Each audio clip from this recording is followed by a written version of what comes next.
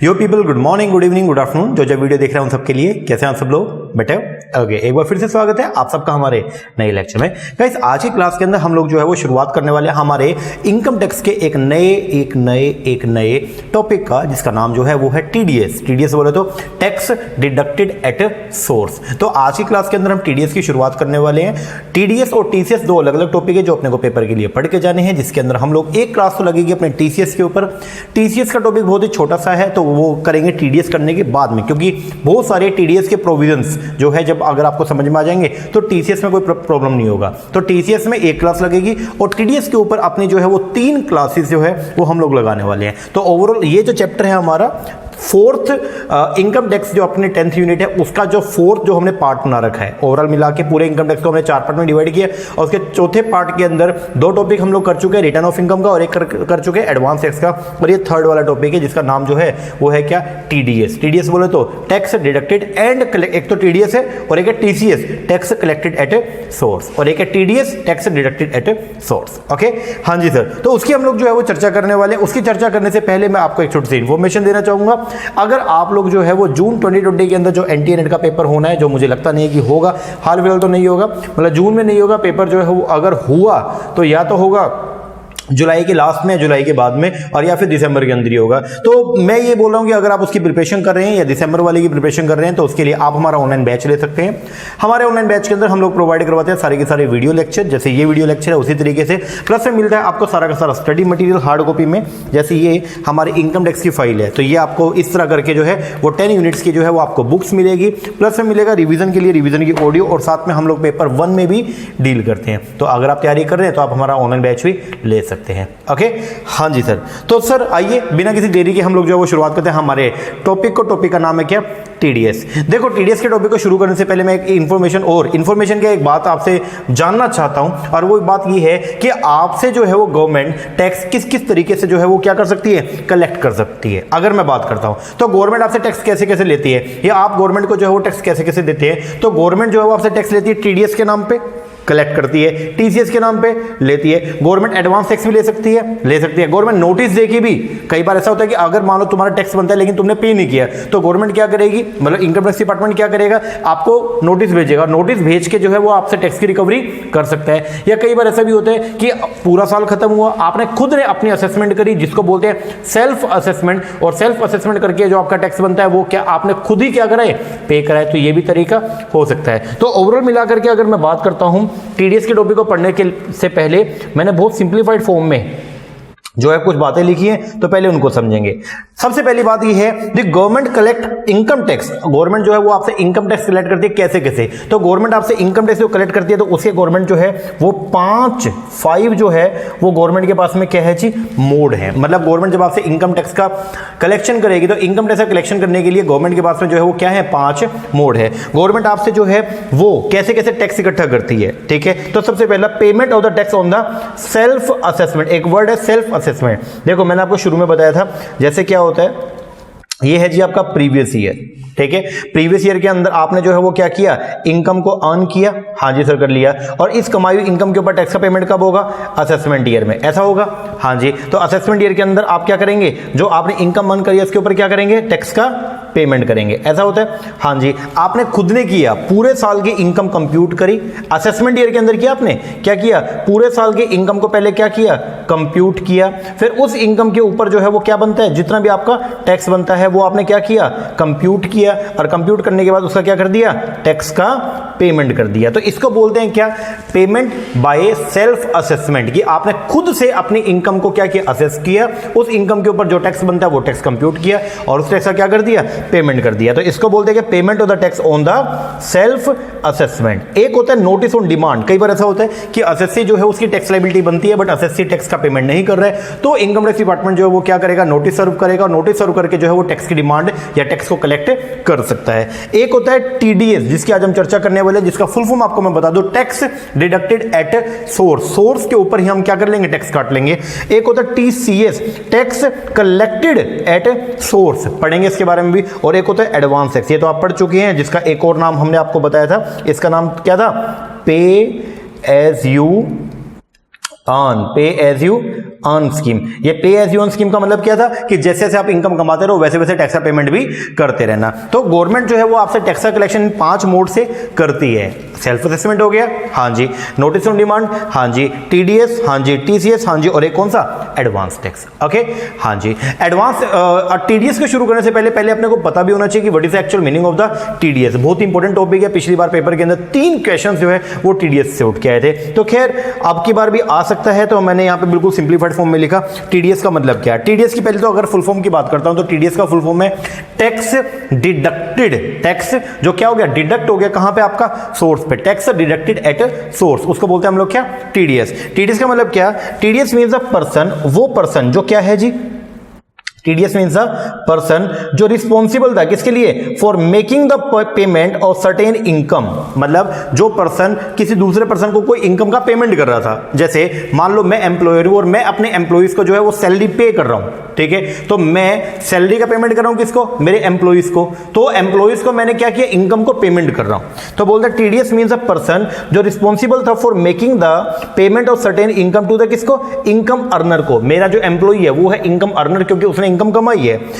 तो वो पर्सन क्या करेगा, डिडक्ट कर लेगा income tax at the prescribe rate से, कुछ रेट दे रखे उनके हिसाब से वो इनकम टैक्स काट लेगा on such income before payment is made to them. मतलब ये है कि मैं एक एम्प्लॉयर हूं और टीडीएस का मतलब समझा रहा हूं, मैं एक एम्प्लॉयर हूं और मैं अपने एम्प्लॉय को पेमेंट करते हुए, सैलरी का पेमेंट करते हुए क्या करूंगा, कुछ अमाउंट काट लूंगा। जैसे मान लो मेरे एम्प्लॉय की सैलरी जो है वो पूरे साल की मान लो 4 लाख रुपए है एग्जांपल, और इसके ऊपर मान लो एक एग्जांपल के तौर पे एक टैक्स कटता है मान लो 20,000 का। तो मैं क्या करूंगा, मेरे एम्प्लॉय की सैलरी तो बनती है कितनी, 4 लाख, लेकिन मैं उसको दूंगा कितना, ओनली 3,80,000। सर स्वाद आ गया आपको, तो आपके तो 20 बच के, नहीं, ये जो 20 जो मैंने टीडीएस के नाम के काटे वो मेरा नहीं है, वो मुझे क्या करना पड़ेगा, गवर्नमेंट की ट्रेजरी में डिपॉजिट करना पड़ेगा। वो पैसा जो है वो मेरा नहीं है। फिर क्या करना पड़ेगा, द टैक्स सो डिडक्टेड, जो टैक्स आपने जो है वो काटा है, इज कॉल्ड द टीडीएस। उसको बोलते हैं हम लोग क्या, टैक्स डिडक्टेड एट सोर्स, या deduction of the tax at source. तो टीडीएस का एक्चुअल मीनिंग जो है वो क्या है, टीडीएस का एक्चुअल मीनिंग ये है सर कि जब कभी भी कोई भी इनकम को पे करता है कोई पर्सन, तो वो इनकम को पे करते हुए जो है वो क्या करेगा, उस इनकम में से कुछ स्पेसिफाइड अमाउंट ऑफ टैक्स जो है वो क्या कर लेगा, काट लेगा। और वो टैक्स जो है वो उसकी इनकम नहीं है, वो टैक्स को काट के क्या करना पड़ेगा, गवर्नमेंट के खाते में जमा करवाना पड़ेगा। वो जो टैक्स इनकम को पे करते हुए आपने काटा, that is known as TDS. उसको क्या बोलते हैं आप लोग, TDS, tax deducted at source. मैंने यहां पे नीचे इसको सिंप्लीफाइड करने के लिए कुछ एग्जांपल भी लिया, ये देखिएगा जी।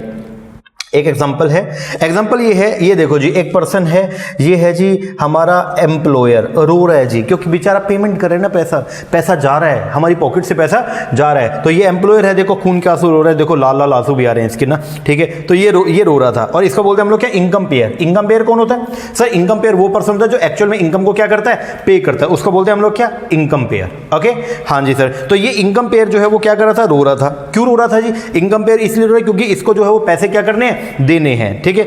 अब इनकम पेयर ने क्या किया, इनकम दे रहा है, ये क्या कर रहा है, ये देखो अपने हाथों से पैसा या इनकम जो है वो क्या कर रहा है, दे रहा है। एग्जांपल के तौर पे इनकम के नाम पे क्या है, सैलरी का पेमेंट कर रहा है, ठीक है, या इसके अलावा कुछ भी, रेंट पे कर रहा है, इंटरेस्ट पे कर रहा है, या फिर सैलरी पे कर रहा है। किसको पे कर रहा है, इनकम अर्नर को। देखो इनकम अर्नर कितना खुश है, देखो हाँ हंस भी रहा है इनकम अर्नर, बोला हाँ स्वाद आ रहे हैं, पैसा मिल रहा है, ठीक है जी। ये हमारा इनकम अर्नर है, इसको पेमेंट मिल रही है, इनकम अर्नर को पेमेंट मिल रही है। अपने एग्जांपल के अंदर इनकम अर्नर हो गया एम्प्लॉय, तो मैं हूं एक एम्प्लॉयर और मैंने मेरे एम्प्लॉइज को जो है वो क्या किया, कुछ पेमेंट किया, ठीक है। जब मैं इसको पेमेंट करने लगा तो मैंने इसको पेमेंट करते करते जो है वो क्या कर लिया, इसकी सैलरी में से कुछ अमाउंट जो है वो क्या कर लिया, काट लिया, कुछ अमाउंट क्या कर लिया, काट लिया। अब ध्यान से सुनना, तो मैंने ये जो पर्सन, ठीक है, जो पैसा काटने वाला होता है, लाइक मैं एम्प्लॉयर, तो उसको बोलते हैं टैक्स डिडक्टर। ये टैक्स को क्या करेगा, डिडक्ट करेगा, और जिस पर्सन की सैलरी में से या जिस पर्सन की इनकम में से टैक्स काटा जाता है उसको बोलते हैं टैक्स डिडक्टी।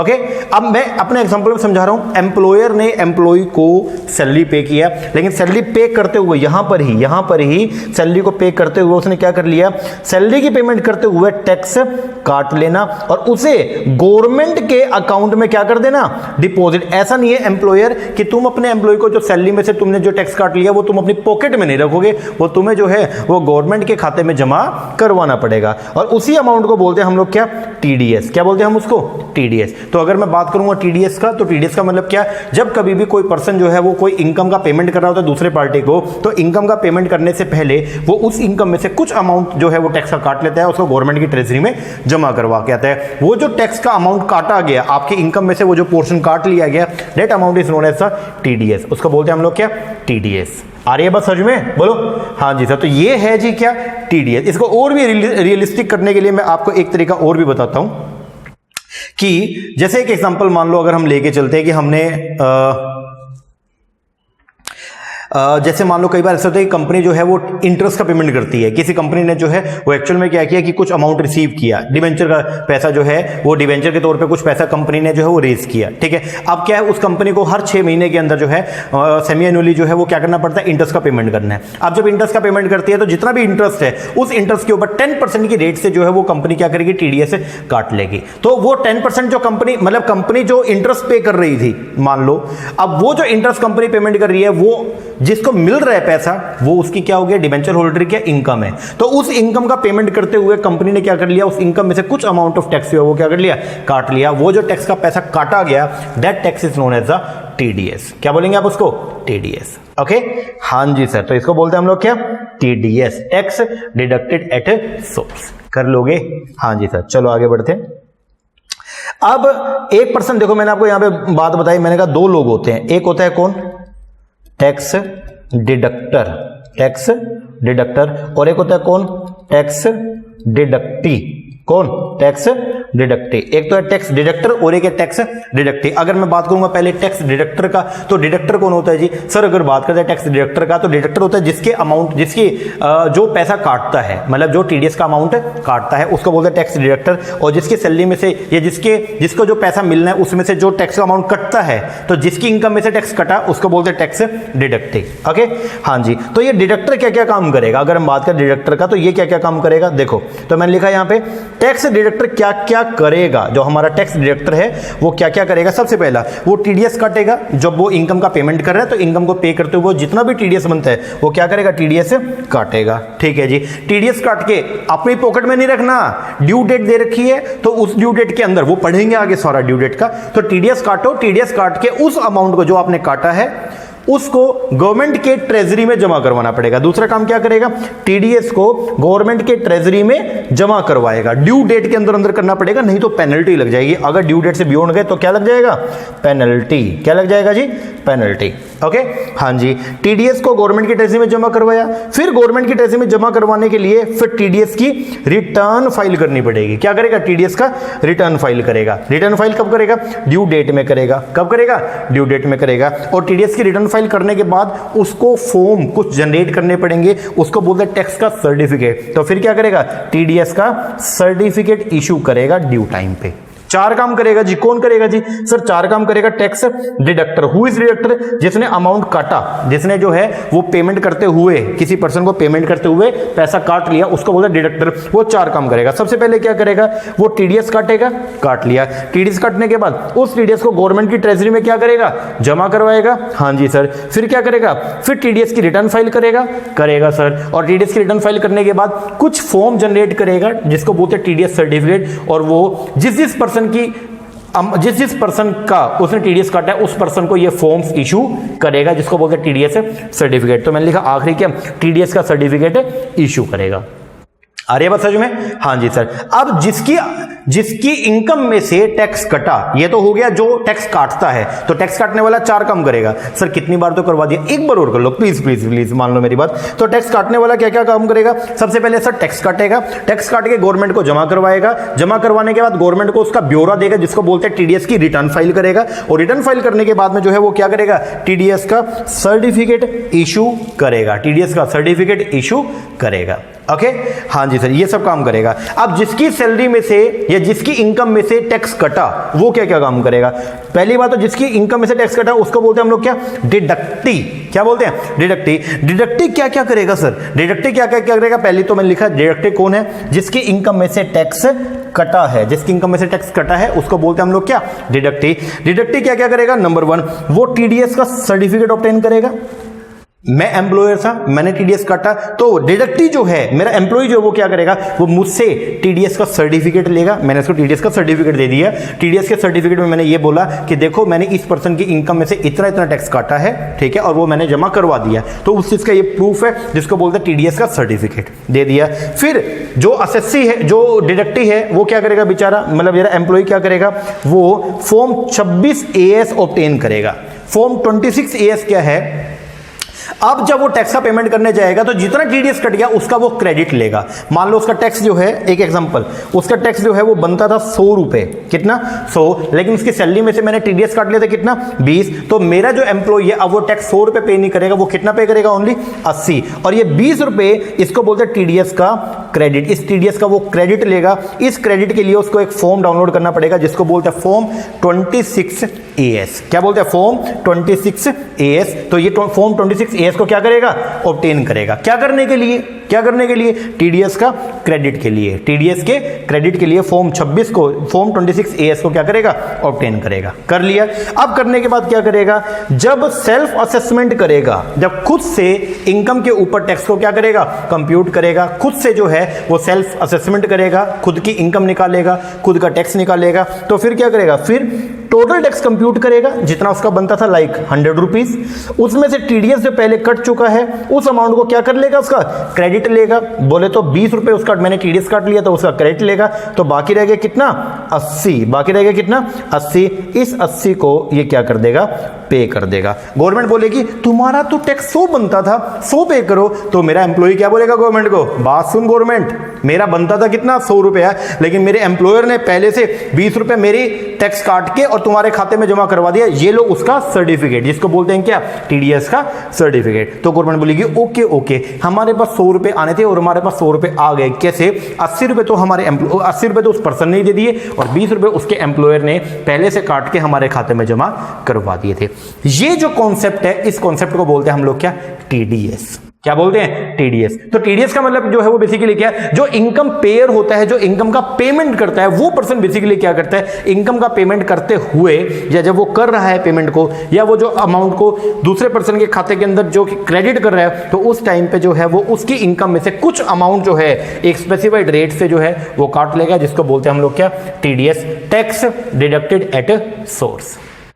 कर लोगे, बोलो हाँ जी। ये है जी हमारा कॉन्सेप्ट किसका, टीडीएस का। कितना सिंपल है, कुछ मुश्किल है क्या, नहीं। तो जो काटने वाला है वो क्या क्या काम करता है मैंने बता दिया, वो 4 काम है। पहले टीडीएस काटेगा, फिर गवर्नमेंट खाते में जमा कराएगा, टीडीएस की रिटर्न फाइल करेगा और फिर टीडीएस का सर्टिफिकेट इशू करेगा, किसको, जिसकी इनकम में से टैक्स काटा गया। ओके हाँ जी सर, तो ये है जी आपका कॉन्सेप्ट किसका, टीडीएस का। कर लोगे, हाँ जी। आओ जी अब आगे पढ़ते हैं हम लोग इसको, टीडीएस है क्या बेसिकली।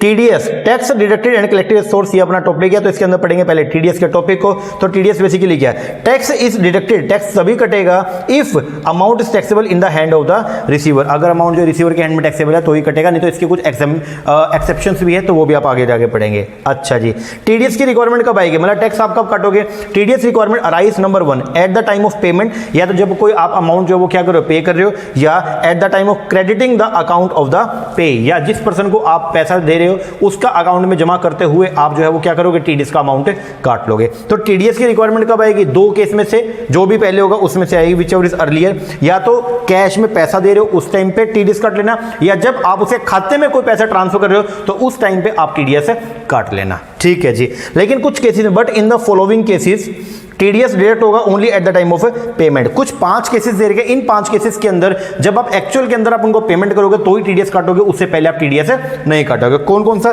सैलरी का पेमेंट करते हुए, या ईपीएफ एम्प्लॉई प्रोविडेंट फंड का पेमेंट करते हुए, या विनिंग फ्रॉम लॉटरी, या maturity of the life insurance policy, या compensation on the compulsory acquisition of the property. इन 5 केसेस में, ये 5 केस ऐसे हैं, यहां पे टीडीएस तभी कटेगा अगर एक्चुअल के अंदर क्या हो रही है, पेमेंट हो रही है, खाते में पैसा आ रहा है, उस चीज का लेना देना नहीं है, कि एक्चुअल में जब पेमेंट हो रही है उस टाइम पे आप जो है वो क्या करेंगे, एक्चुअल में जब पेमेंट हो रही है इन लोगों को तो ही आप टीडीएस काटेंगे। ऐसा नहीं है कि आपने सिर्फ एंट्री चढ़ा दी और टीडीएस काट लिया, ऐसा नहीं होगा। आगे टीडीएस के जो है वो रेट पहले से फिक्स कर रखे हैं। All TDS rate are fixed rate, सभी अलग अलग अमाउंट के ऊपर अलग अलग जो है वो इनकम के ऊपर आपको टीडीएस काटना है, तो उन सबके जो रेट है वो क्या कर रखे हैं, फिक्स है, लाइक 1%, 2%, 5%, 10% एक्सेट्रा। लेकिन अगर पेमेंट करते हैं आप किसी भी नॉन रेसिडेंट को, किसको, नॉन रेसिडेंट को या फॉरेन कंपनी को, ठीक है, या अगर आप पेमेंट करते हो सैलरी, तीन चीजों के लिए, या तो पेमेंट कर रहे हो किसको, नॉन रेसिडेंट को, या किसी भी फॉरेन कंपनी को, या आप किसी भी कोई भी पेमेंट करो सैलरी के तौर पे, तो आप जो है वो क्या करेंगे, तो टैक्स जो बनता है वो तो काटेंगे, उसके साथ में दो एडिशनल चीजें और भी काटेंगे, मतलब उसकी इनकम में से दो और अमाउंट और भी डिडक्ट करेंगे, एक तो किसका, सरचार्ज का अगर एप्लीकेबल है तो, या एक HEC जो कि कितना है, एट द रेट ऑफ 4%, बोलते हेल्थ एंड एजुकेशन सेस के नाम का भी आप पैसा जो है वो क्या करेंगे, काटेंगे। मैं दोबारा बोलता हूं, टीडीएस का जो रेट है वो आपको फिक्स करके दे रखे हैं, सभी टीडीएस के रेट जो है वो क्या है, फिक्स है। तो बट इफ पेमेंट मेड, लेकिन अगर आप कभी भी पेमेंट कर रहे हैं किसको, नॉन रेसिडेंट को, या फिर कर रहे हैं किसको, फॉरेन कंपनी को, या पेमेंट कर रहे हैं किसका, सैलरी के तौर पे, तीन चीज हो गया, याद करना पड़ेगा, नॉन रेसिडेंट को पेमेंट करो, किसी फिरंगी को, या कोई फिरंगी कंपनी को, फॉरेन कंपनी को, और या फिर अगर आप सैलरी के तौर पर अपने इंडिया के लोगों को कोई सैलरी के तौर पर अगर आप पेमेंट कर रहे हो, तो पेमेंट करते हुए आपको जो है वो जो टैक्स है टीडीएस का जो रेट है वो तो काटना पड़ेगा, और साथ में दो एडिशनल अमाउंट भी काटनी पड़ेगी, एक का नाम है क्या, सरचार्ज, और एक का नाम है क्या, HEC, health and education cess के नाम का पैसा। ओके, हाँ जी, आगे बढ़ते हैं।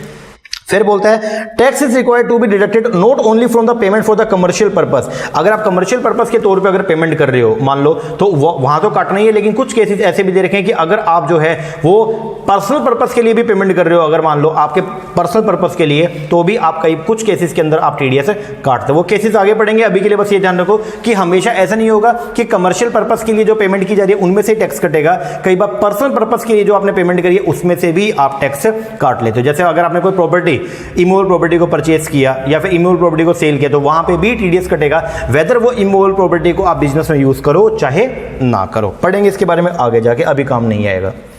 फिर बोलता है if payee does not furnish pen, अगर जिसकी सैलरी में से टैक्स कट रहा है उसको बोलते हैं पेई। क्या बोलते हैं, पेई। जिसकी सैलरी में से, जिसके इनकम में से टैक्स कटता है उसको क्या बोलते हैं, पेई। जैसे मैं टैक्स काटने वाला हूं तो मैं तो हो गया पेयर, और जिसकी सैलरी में से टैक्स काट रहा हूं मेरा एम्प्लॉई, उसकी इनकम में से टैक्स काट रहा हूं तो उस एम्प्लॉई को बोलूंगा क्या, पेई। जब भी मैं टैक्स काटूंगा तो मैं मेरे एम्प्लॉई को बोलूंगा एम्प्लॉई।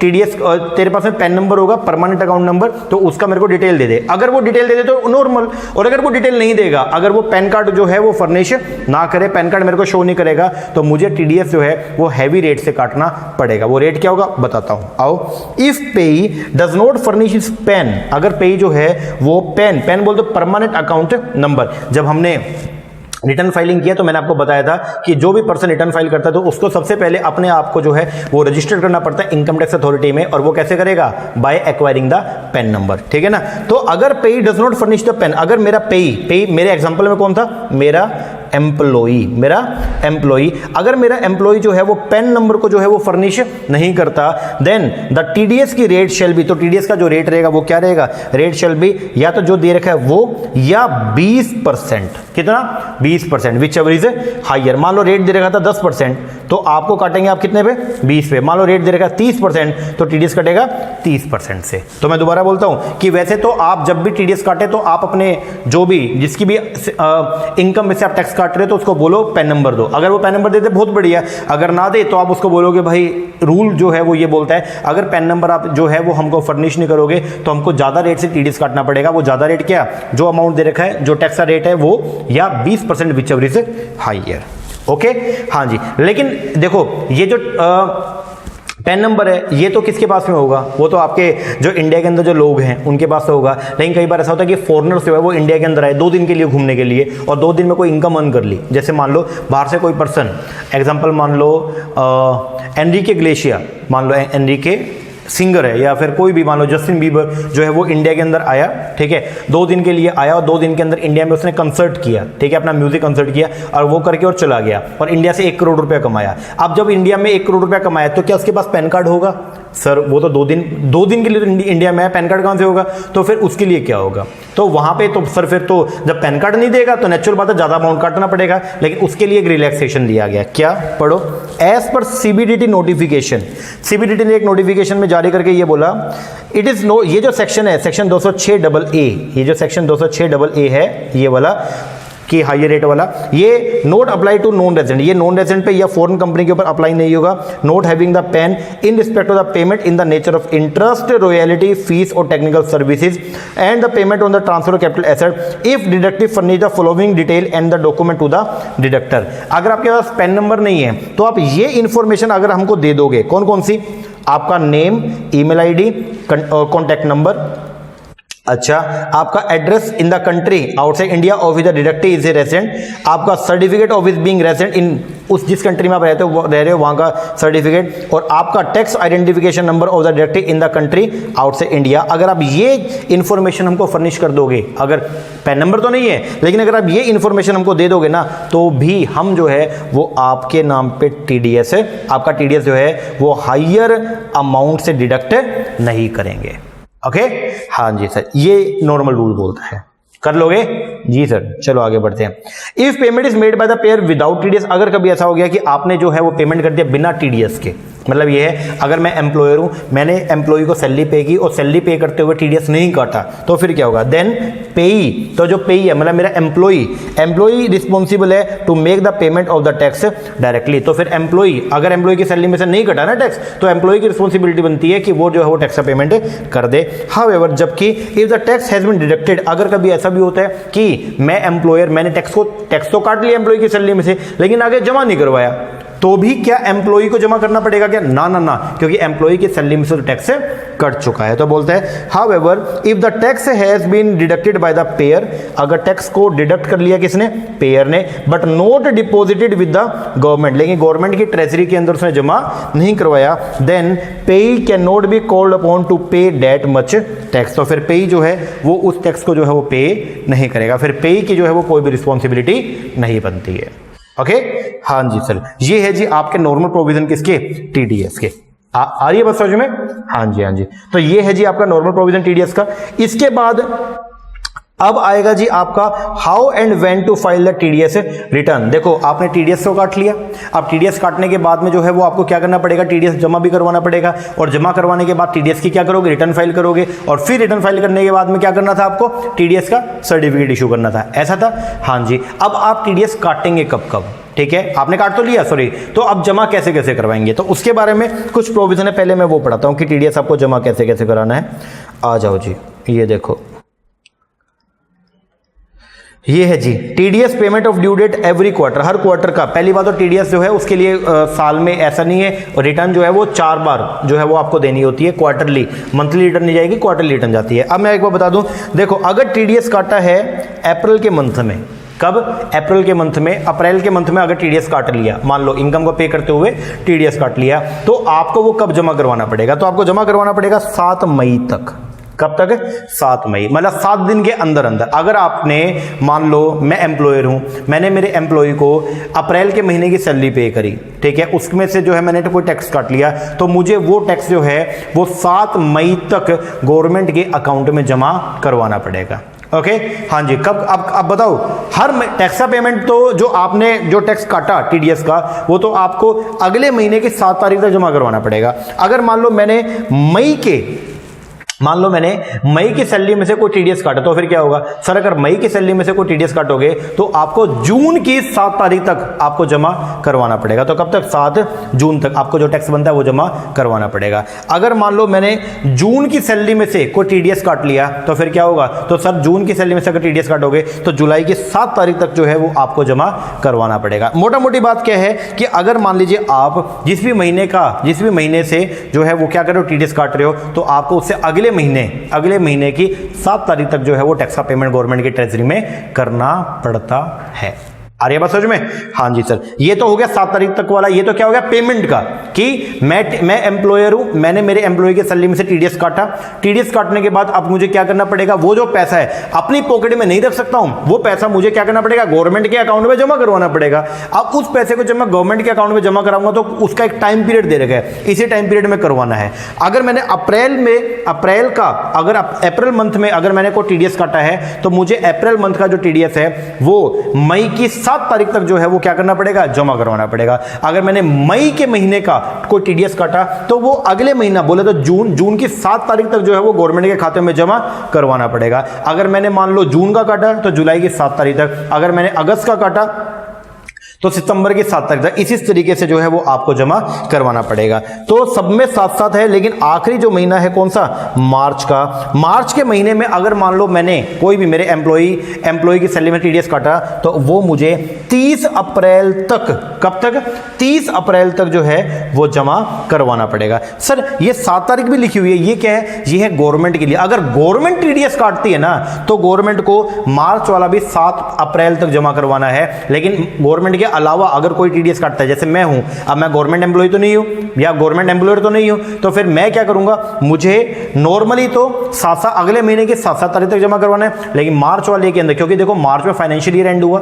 तो मेरे ऊपर बहुत ज्यादा होता है, तो गवर्नमेंट बोली 7 दिन में बेचारा एसएससी आ नहीं पाएगा, तो इसको थोड़ा टाइम क्या कर दो, एक्सटेंड कर दो। तो मेरे लिए टाइम जो कितना कर दिया, 30 अप्रैल। अब जल्दी से बोलो, अप्रैल वाला 7 मई तक, मई वाला 7 जून, जून वाला 7 जुलाई, जुलाई वाला 7 अगस्त तक, अगस्त वाला 7 सितंबर तक जमा करवाओ, सितंबर वाला 7 अक्टूबर तक, अक्टूबर वाला 7 नवंबर तक, नवंबर वाला 7 दिसंबर तक, दिसंबर वाला 7 जनवरी, जनवरी वाला 7 फरवरी, फरवरी वाला 7 मार्च, और मार्च वाला 7 अप्रैल। ना 7 अप्रैल ओनली गवर्नमेंट के केस में। अगर गवर्नमेंट टीडीएस काटती है तो गवर्नमेंट को तो 7 अप्रैल तक जमा करवाना है। लेकिन अगर गवर्नमेंट के अलावा, जैसे मैं अगर मान लो अपने एम्प्लॉय की सैलरी में से कोई टीडीएस काट रहा हूं तो मुझे 30 अप्रैल तक, आखिरी महीने में आपको एक रिलैक्सेशन दिया कि आप 30 अप्रैल तक जो है वो आपको क्या करना पड़ेगा, जमा करवाना पड़ेगा।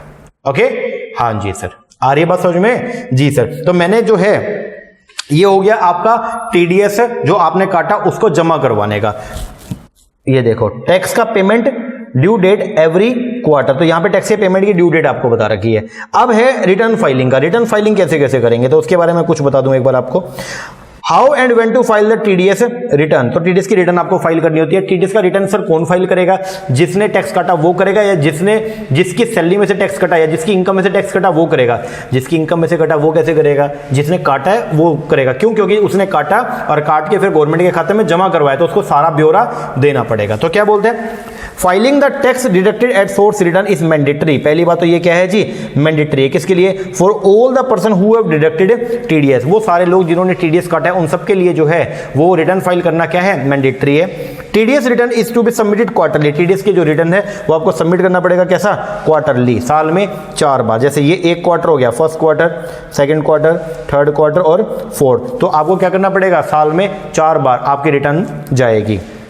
And various details need to be furnish like 10, और आपको अलग अलग जो है वो डिटेल भी देनी पड़ेगी। लाइक आपका 10 का मतलब होता है tax deducted and collected account number, ये आपका ठीक है, ये आपको जमा करवाना पड़ेगा।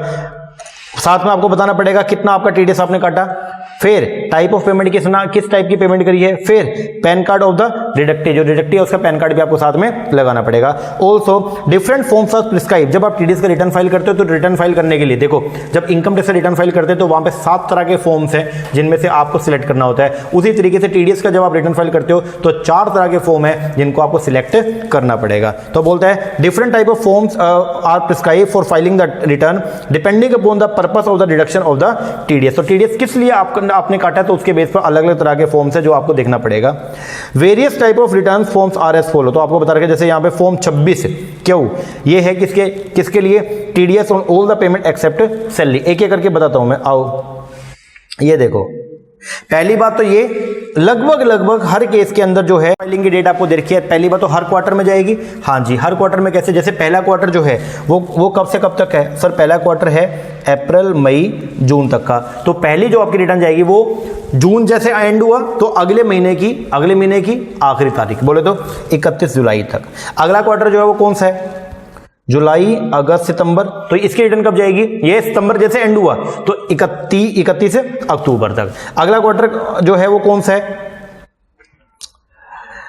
अक्टूबर, नवंबर, दिसंबर, इसकी कब जाएगी 31 जनवरी तक। और अगला क्वार्टर जो है वो कौन सा है, अब ध्यान से सुनना, अगला क्वार्टर कौन सा है, जनवरी, फरवरी, मार्च। तो अब जैसे मार्च हुआ तो इसकी जांच 30 अप्रैल तक, लेकिन यहां पे रिलैक्सेशन दिया। रिलैक्सेशन क्या दिया, 30 अप्रैल तक मत करवाओ, आप आराम से करवाना कब, 31 मई तक, क्योंकि अप्रैल के अंदर काम बहुत होता है, क्योंकि आपका फाइनेंशियल ईयर अभी क्या हुआ है, बंद हुआ है, तो इसलिए आप जो है उसको करवाना 31 मई तक। वैसे रिटर्न जाएगी क्वार्टरली, बात समझ में आती है, कैसे कैसे जाएगी तो आपको मैंने बता दिया, हर क्वार्टर जैसे एंड होगा तो उसके अगले महीने की आखिरी तारीख तक जाएगी, लेकिन आखिरी जो क्वार्टर है फोर्थ क्वार्टर, तो उसके अंदर जो है वो थोड़ा सा जो है वो सिस्टम चेंज है, और वो क्या है कि फोर्थ क्वार्टर की जो रिटर्न है वो 30 अप्रैल तक नहीं जाएगी। आप लिख लेना यहां पे 30 अप्रैल तक ये नहीं जाएगी, ये रिटर्न जो है वो जाएगी कब तक, 31 मई तक। ओके, हाँ जी, उसके लिए आपको फॉर्म डाउनलोड करना पड़ेगा, वो मैं बता देता हूं। ये देखो जी, एक एक करके पढ़ेंगे। सबसे पहला फॉर्म नंबर एक है 24Q, ये किसके लिए, transaction reported in the return salary. अगर आपने सैलरी में से टीडीएस अगर काटा तो फिर वहां पे आपको जो है वो रिटर्न फाइल करना पड़ेगा। मैं एम्प्लॉयर हूं तो ये सारे प्रोविजन मेरे लिए हैं जो टीडीएस काटता है, ठीक है। तो मुझे जो है वो फॉर्म डाउनलोड करना पड़ेगा, फॉर्म 24Q, फॉर्म 24Q, ये है टीडीएस ऑन सैलरी। और मेरे लिए ड्यू डेट जो है वो क्या रहेगी, बता दिया, पहले क्वार्टर की, पहला क्वार्टर कौन कौन सा था, अप्रैल, मई, जून, अगला जुलाई, अगस्त, सितंबर, अक्टूबर, नवंबर, दिसंबर, और जनवरी, फरवरी, मार्च। तो पहला क्वार्टर जो मेरा अप्रैल, मई, जून का है, तो इसकी पहले क्वार्टर की जो ड्यू डेट है वो क्या है, ये है 31 जुलाई, फिर 31 अक्टूबर, 31 जनवरी और 31 मई, और 31 मई। ओके, हाँ जी। अगर मान लो अब इसके अलावा है 27Q, जैसे यहां पे लिखा भी था, एक मिनट रुकिएगा। अगर आप कोई भी पेमेंट जो है वो करते हैं किसी भी नॉन रेजिडेंट को, किसको, नॉन रेजिडेंट को, तो फिर उसके लिए क्या है, अगर किसी नॉन रेजिडेंट को पेमेंट करते हैं सैलरी के अलावा तो आएगा जी 27Q। कौन सा, 27Q। ड्यू डेट जो है वो क्या रहेंगी, बिल्कुल सेम रहेंगी, 31 जुलाई, 31 अक्टूबर, 31 जनवरी और 31 मई। अगर आपने जो है वो रिटर्न कोई फाइल करें, किसके लिए, रिटर्न जो है उसके अंदर आपने क्यों फाइल करी है, TDS on the sale of property. आपने कोई प्रॉपर्टी सेल की थी और उस सेल करते हुए आपने कोई टीडीएस काट लिया था, तो उसकी जो रिटर्न फाइल आपको करनी पड़ेगी, कब करनी पड़ेगी, जिस साल आपने ट्रांसफर किया है प्रॉपर्टी को, जिस साल आपने प्रॉपर्टी को बेचा उसके 30 दिन में, 30 days from the end of the month in which TDS is deducted. जिस साल आपने टीडीएस को, मतलब जिस महीने में आपने जो है वो अपनी प्रॉपर्टी को बेचा, उस महीने की आखिरी डेट से 30 दिन, दोबारा पढ़ना, क्या बोलते हैं, 30 डेज, 30 दिन में, कब से, from the end of the month in which TDS is deducted. जिस साल टीडीएस, जिस महीने में टीडीएस काटा उस महीने का, जैसे मान लो 15 जून को टीडीएस काटा, तो 15 जून के आखिरी, ये जून में काटा ना, जून का आखिरी डेट कौन सी है, 30 जून। तो 30 जून से 30 दिन, 30 जून से 30 दिन के अंदर अंदर जो है वो आपको क्या करना पड़ेगा,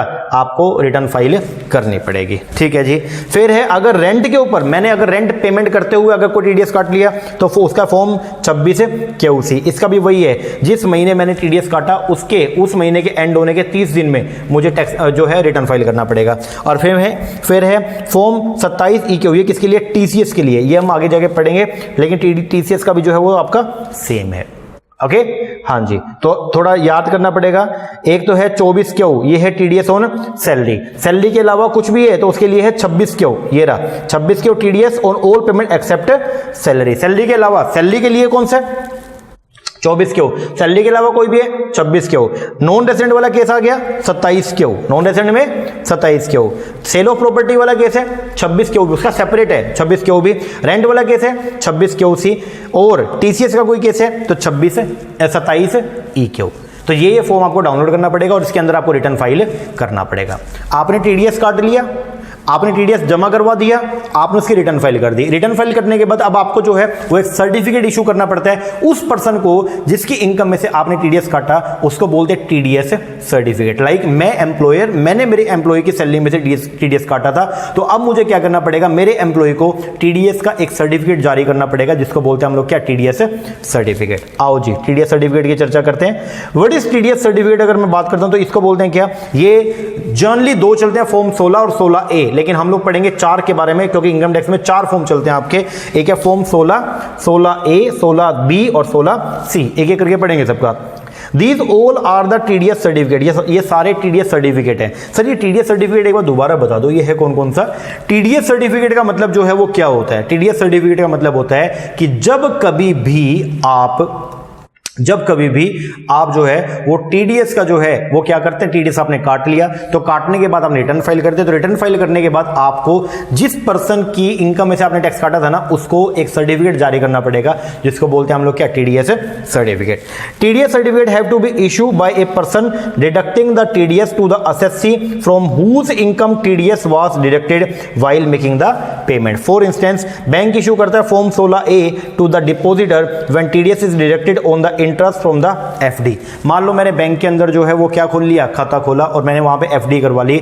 अब एफडी के ऊपर मुझे इंटरेस्ट मिलेगा, उस इंटरेस्ट के ऊपर बैंक जो है वो क्या करेगा, टीडीएस काटता है और काट के और मुझे एक फॉर्म इशू करेगा जिसको बोलते हैं फॉर्म 16A। तो यहां पे लिखा हुआ है फॉर्म 16 जो है वो इशू किया जाएगा किसके द्वारा, एम्प्लॉयर के द्वारा। जब एम्प्लॉयर अपने एम्प्लॉय की सैलरी में से टीडीएस काटता है तो एम्प्लॉयर जो है वो क्या करता है, फॉर्म 16 इशू करता है। अब मैंने एक एक करके लिखा, आओ पढ़ा देता हूं। ये देखो जी, सबसे पहला फॉर्म जो है वो कौन सा, 16 किस लिए है, सर्टिफिकेट है किसका, on TDS on salary payment. जो मैंने आपको सैलरी का पेमेंट किया उसमें से टैक्स काट लिया। कब, ये इसका फ्रीक्वेंसी क्या होता है, ईयरली, साल में एक बार। और ड्यू डेट जो है वो इसकी क्या है, 31 मई नहीं है, इसकी ड्यू डेट जो है वो है 15 डेज में, 15 डेज फ्रॉम 31 मई। 31 मई से 15 दिन के अंदर अंदर आपको जो है वो क्या करनी होती है, क्योंकि देखो ये जो आपका है, जो आखिरी जो आपकी रिटर्न जाती है, आखिरी रिटर्न वो 31 मई तक जाती है, तो उस 31 मई के बाद में, ठीक है ना, तो 31 मई के 15 दिन के अंदर अंदर आपको जो है वो टीडीएस सर्टिफिकेट जारी करना पड़ता है। क्योंकि टीडीएस सर्टिफिकेट जारी तभी होगा जब आपने रिटर्न फाइल कर दिया हो। अगर मैं रिटर्न ही फाइल नहीं करूंगा तो मैं कैसे टीडीएस का सर्टिफिकेट दे दूंगा, क्योंकि सर्टिफिकेट में लिखा होता है कि भाई इतना टैक्स काट के मैंने जमा करवा दिया। अगर अभी तक करवाया नहीं है जमा तो फिर कैसे होगा, है ना जी सर। अच्छा, फॉर्म 16A किसका होता है, ये रट्टा मार के जाना पड़ेगा। फॉर्म 16 तो था किसका, सैलरी पेमेंट का। 16A जो है वो किसका है, TDS on the non salary payment के लिए, TDS on non salary payment के लिए। इसका फ्रीक्वेंसी कैसा है, क्वार्टरली। और इसका ड्यू डेट क्या है, जो भी रिटर्न फाइलिंग की डेट थी उस जिस भी महीने की, जो भी आपके क्वार्टर की जो रिटर्न फाइलिंग की डेट थी उसके 15 दिन में, 15 days from the due date of the filing of the return. ठीक है, देखो प्रोसीजर क्या, मैं एम्प्लॉयर, मैंने सबसे पहले मेरे एम्प्लॉय की सैलरी में से टैक्स काटा, उस टैक्स को जिस भी महीने का टैक्स काटा उसके अगले महीने की 7 तारीख तक जमा करवा के आया। फिर मैंने क्वार्टरली रिटर्न फाइल करी और रिटर्न फाइल करने के बाद में अब मैं क्या करूंगा जी, अब मैं फॉर्म्स इशू करूंगा जिसको बोलते हैं टीडीएस का सर्टिफिकेट, ताकि जिस बंदे की इनकम में से टैक्स कटा वो बंदा उसका क्रेडिट ले पाए, उसका क्रेडिट ले पाए। उसके लिए जो है मैंने इशू किया उसको क्या, टीडीएस का सर्टिफिकेट। ओके, हाँ जी सर, चलो आगे बढ़ते हैं। ये हो गया फॉर्म 16A। अब 16A जो है वो क्या है, किसके लिए, फॉर नॉन सैलरी पेमेंट्स के लिए। ये कैसे, क्वार्टरली। और ड्यू डेट क्या रहेगा, 15 days from due date of the filing the return. जो आप क्वार्टरली रिटर्न फाइल करते हो उसकी रिटर्न फाइलिंग की डेट के 15 दिन के अंदर अंदर। फिर फॉर्म 16 भी किसके लिए, TDS on sale of property. और ये हर ट्रांजेक्शन के ऊपर आपको इसका रिटर्न फाइल करना, ये टीडीएस का सर्टिफिकेट जारी करना होता है। तो ये कब होता है, 15 दिन में from the due date of filing the return. अब फॉर्म 16C किसका है, रेंट का। और रेंट भी हर ट्रांजेक्शन, जिस भी महीने का आपने रेंट काटा, रेंट में से टीडीएस काट लिया, तो उस महीने के 15 दिन में जो भी रिटर्न फाइलिंग की डेट थी उसके 15 दिन के अंदर अंदर आपको जो है वो क्या करना पड़ेगा, वो आपको टीडीएस का सर्टिफिकेट इशू करना पड़ेगा। ओके, हाँ जी सर। अब मैंने इशू कर दिया सर्टिफिकेट। अब जो मेरा एम्प्लॉई था, अब वो क्या करेगा, जब टैक्स अपना कंप्यूट करेगा तो उसमें से इसका क्रेडिट ले लेगा, जिसके लिए उसको पहले क्या करना पड़ेगा, फॉर्म 26AS जो है वो देखना पड़ेगा। अब ये आ गया TDS credit in form 26AS। ये किसके लिए, ये है जी जिसकी इनकम में से टैक्स, मैं लिख दूं, ये किसके लिए, जिसकी इनकम में से टैक्स कटा, जिसकी इनकम में से टैक्स कटा वो क्या करेगा, वो फॉर्म 26AS जो है वो ऑब्टेन करेगा, ताकि वो जितना टैक्स कट गया उसका क्रेडिट ले सके। देखो आपका टैक्स बनता था 100, ठीक है, और आपका टीडीएस पहले कट गया मान लो 20 रुपए।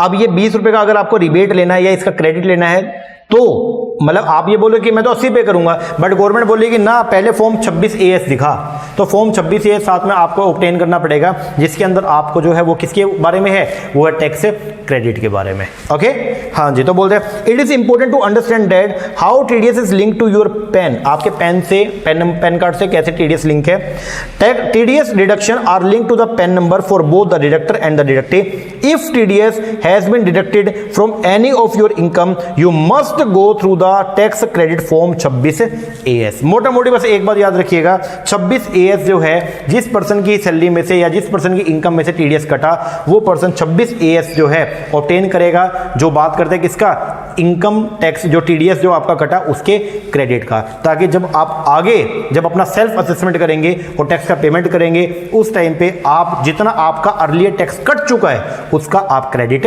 ले पाओ। जो मैंने ये करके दिखाया था ना आपको ऊपर, ये देखो एक बार,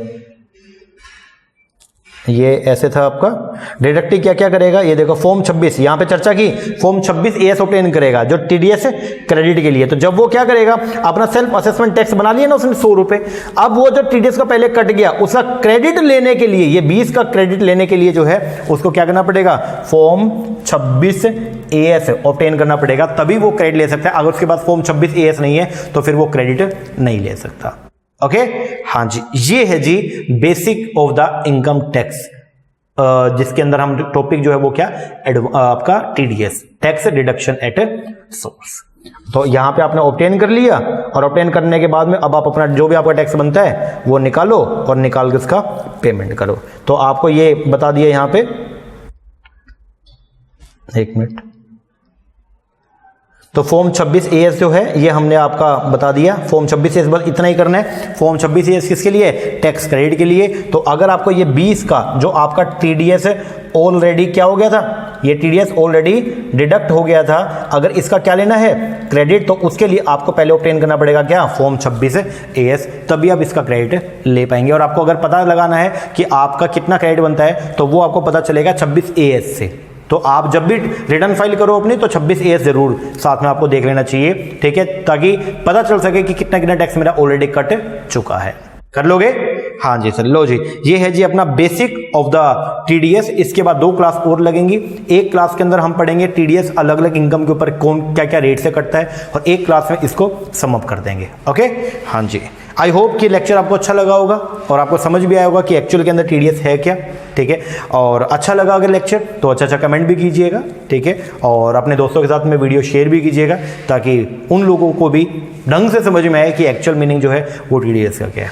ओके हाँ जी सर, और अगर आप बैच लेना चाहते हैं तो नीचे हमने नंबर दिया हुआ है, तो इसके ऊपर आप कॉल करके या व्हाट्सएप करके जो है वो इंक्वायरी कर सकते हैं। बहुत ही बढ़िया तरीके से जो है वो तैयारी करवाएंगे, हर एक चीज़ को क्रिस्टल क्लियर करेंगे, हर एक टॉपिक को हम लोग पढ़ाते हैं, पेपर 1 का हो चाहे पेपर नंबर 2 का हो, और बढ़िया तरीके से हो जाएगा आपका। ओके जी सर, चलो इतना कीजिए, मिलते हैं हमारे नेक्स्ट सेक्शन में, तब तक के लिए थैंक यू वेरी मच।